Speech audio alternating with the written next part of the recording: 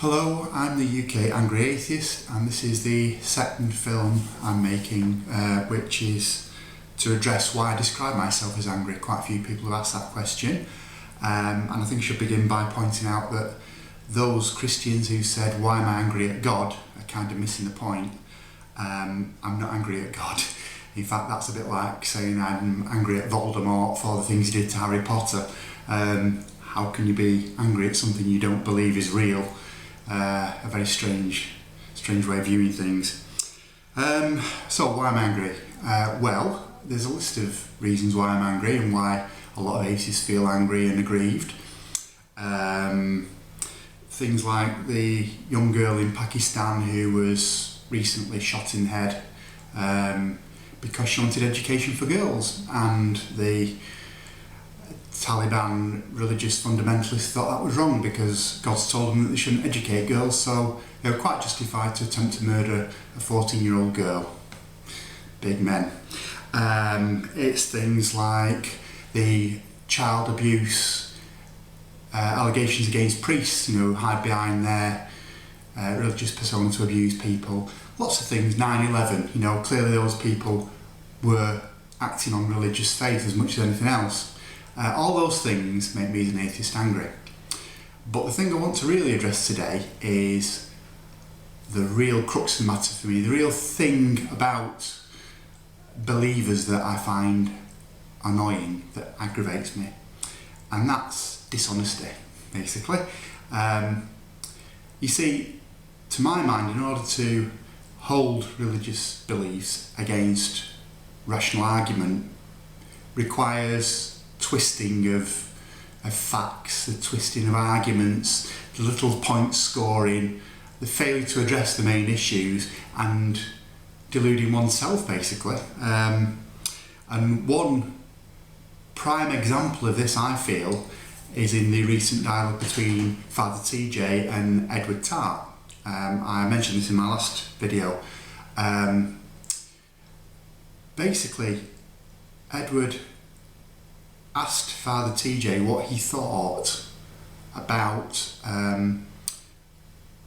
discussion which took place between Scott Burdick and Richard Dawkins, in which Mr. Burdick was telling Richard about his experience, or the experience of his family, in that his mother nearly died giving birth, and the doctors said to the family, "You need to be sterilised so that you don't become pregnant again, because if you were to become pregnant again, you would die, most certainly in childbirth."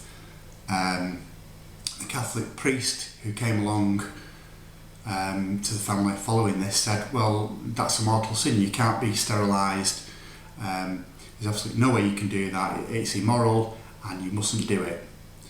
Luckily the father of Mr. Burdick said to the wife afterwards, "Well, that's nonsense." And following that, there was kind of a split between the family and the church. Edward Tart asked TJ what his advice would be in those circumstances, and TJ gave a video response called Moral Quandary. Hopefully I'll put the link below this film for you to follow yourselves. And in that he talked about God being understanding, and that nowadays he didn't believe that a Catholic priest would give that advice because clearly it was in nobody's interest for the mother to die and therefore the husband to lose his wife and the existing child lose a mother, which seemed a perfectly rational, moral, compassionate view. Shortly after that, TJ produced another film which he titled Changed by Love. And in that he said that, well, actually he was wrong. What he said was wrong. The Catholic Church didn't believe in sterilisation for any reason whatsoever. It was morally wrong, and the priest was right to say that that was a wrong course of action under these circumstances. What changed? I mean, in that film, TJ said that it was a difficult and obscure teaching. I don't see it being very difficult or obscure. It's quite plain. This poor woman, this family, were faced with a decision between being sterilised and having a future together the husband, Scott Burdick, and his mother, and her death, the death of the child she's carrying, and then the family going on without her. Now, to me, there's no choice there, really. It's not a moral dilemma in any way, shape or form. TJ had it absolutely right the first time round. What changed? You see, I'd say that TJ wasn't changed by love. He was changed by doctrine, dogma. That's what changed. And that change, I would say, is dishonest.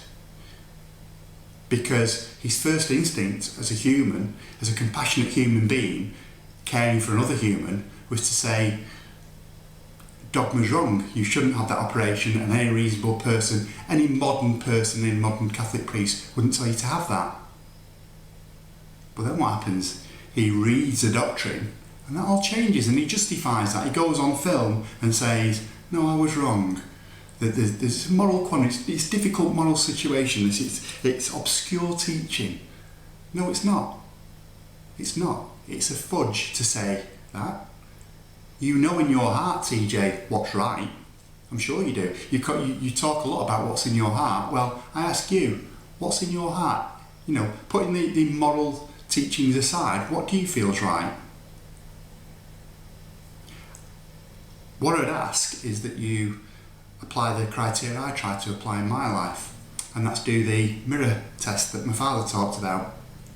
You know, how do you feel when you look at that reflection in the mirror? If you'd told the family that it was wrong to have the sterilisation, how would you feel officiating at the funeral, knowing that you'd contributed directly to that death, to that tragedy for that family?